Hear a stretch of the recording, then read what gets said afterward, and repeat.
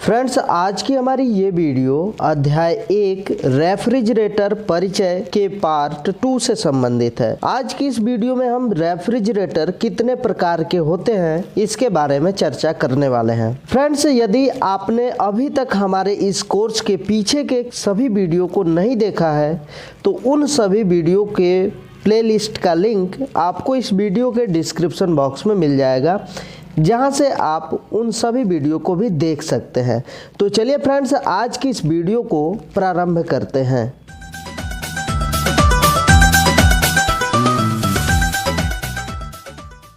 चलिए फ्रेंड्स, आज की इस वीडियो को प्रारंभ करते हैं और आज की इस वीडियो में हम जानने वाले हैं कि रेफ्रिजरेटर अर्थात फ्रिज कितने प्रकार के होते हैं।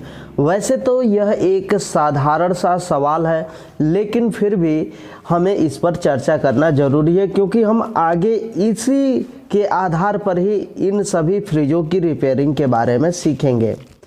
तो वैसे तो जो फ्रिज होते हैं वो बहुत सारे आकार प्रकार में बनाए जाते हैं, लेकिन घरेलू इस्तेमाल में जो फ्रिज आते हैं वह देखने के अनुसार सिंगल डोर फ्रिज या डबल डोर फ्रिज दो तरीकों से बनाए जाते हैं। यदि किसी फ्रिज में एक दरवाज़ा लगा हुआ है तो वह सिंगल डोर फ्रिज कहलाता है, और किसी फ्रिज में दो दरवाजे लगाए गए हैं तो वह डबल डोर फ्रिज कहलाता है।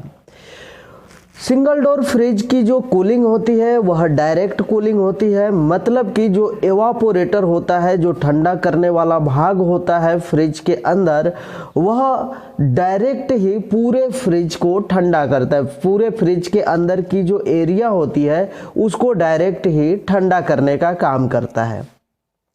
लेकिन वहीं पर बात करें डबल डोर फ्रिज की, तो डबल डोर फ्रिज में एयर कूलिंग सिस्टम फिट किया गया होता है, मतलब कि जो फ्रिज का आंतरिक भाग होता है वह एक फ्रीजर पंखे के द्वारा ठंडा किया जाता है। मतलब कि एक फ्रीजर फैन होता है जो कि फ्रीजर के पास लगाया गया होता है। फ्रीजर मतलब वही जो फ्रिज का सबसे ठंडा भाग होता है।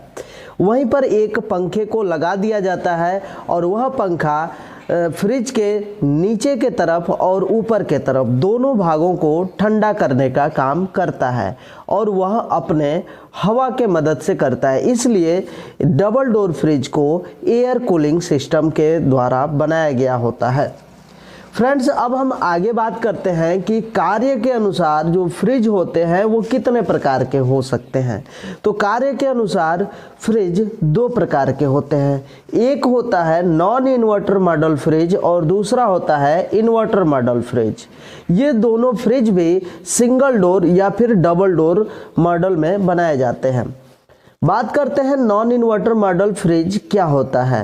तो नॉन इन्वर्टर मॉडल फ्रिज वह फ्रिज है जिसमें कंप्रेसर केवल एक स्पीड से कार्य करने का काम करता है। मतलब कि यदि कोई कंप्रेसर केवल सिंगल स्पीड पर चल रहा है तो वह लगातार उसी स्पीड पर चलता रहेगा, और उसके आधार पर हमारा जो रेफ्रिजरेटर होता है मतलब फ्रिज होता है वह ठंडा होता रहता है। चाहे वो डबल डोर का फ्रिज हो चाहे सिंगल डोर का फ्रिज हो, उन दोनों में नॉन इन्वर्टर मॉडल का कंप्रेसर लगाया जाता है। कंप्रेसर के आधार पर ही फ्रिज को नॉन इन्वर्टर या फिर इन्वर्टर मॉडल में बांटा गया है। नॉन इन्वर्टर मॉडल का फ्रिज का जो कंप्रेसर होता है उसको चलाने के लिए एक रिले और कैपेसिटर इत्यादि की आवश्यकता होती है। वह डायरेक्ट भी आसानी से चल जाता है, बिना रिले और बिना कैपेसिटर का भी आप उसको डायरेक्ट चेकिंग भी कर सकते हैं। और उसके जब कंप्रेसर की पहचान करने की बात आती है तो यदि हम किसी कंप्रेसर के टर्मिनलों के रेजिस्टेंस की बात करें तो जिस कंप्रेसर में प्रत्येक टर्मिनलों के बीच का रेजिस्टेंस अलग अलग आता है, वैसे कंप्रेसर जो है नॉन इन्वर्टर कंप्रेसर कहलाते हैं। तो इस तरीके से आप एक नॉन इन्वर्टर मॉडल के कंप्रेसर और नॉन इन्वर्टर के रेफ्रिजरेटर को समझ गए होंगे। अब हम बात करते हैं इन्वर्टर मॉडल का फ्रिज क्या होता है। इन्वर्टर मॉडल का फ्रिज वह फ्रिज है जिसमें एक कंप्रेसर ऐसा लगाया गया होता है जो कि अपने गति को लोड के अनुसार कम या ज़्यादा कर सकता है। यदि अधिक लोड है तो गति इसकी बहुत तेज हो जाती है, और यदि लोड कम है तो इसकी गति कम हो जाती है। इसका बिल्कुल ये मतलब नहीं है, इन्वर्टर मॉडल कंप्रेसर का या फ्रिज का मतलब ये नहीं है कि वह इन्वर्टर से चलेगा। उसमें केवल इसका मतलब यही है कि उसका जो फ्रिज का कंप्रेसर है वह कंप्रेसर डायरेक्ट जो है स्पीड अपने कम या ज़्यादा कर सकता है, और इसी के आधार पर हम उस फ्रिज को इन्वर्टर मॉडल फ्रिज कहते हैं। इन्वर्टर मॉडल फ्रिज में लगे कंप्रेसर को चेक करने का तरीका क्या है, तो यदि आप उसके कंप्रेसर के तीनों टर्मिनलों पर रेजिस्टेंस को नापें, तो यदि वह इन्वर्टर मॉडल का कंप्रेसर है तो तीनों टर्मिनलों पर रेजिस्टेंस का मान एक समान आएगा।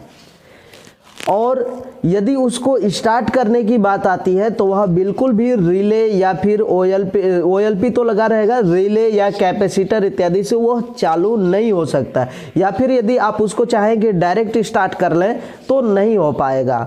उसके लिए एक पीसीबी का होना बहुत ज़रूरी है।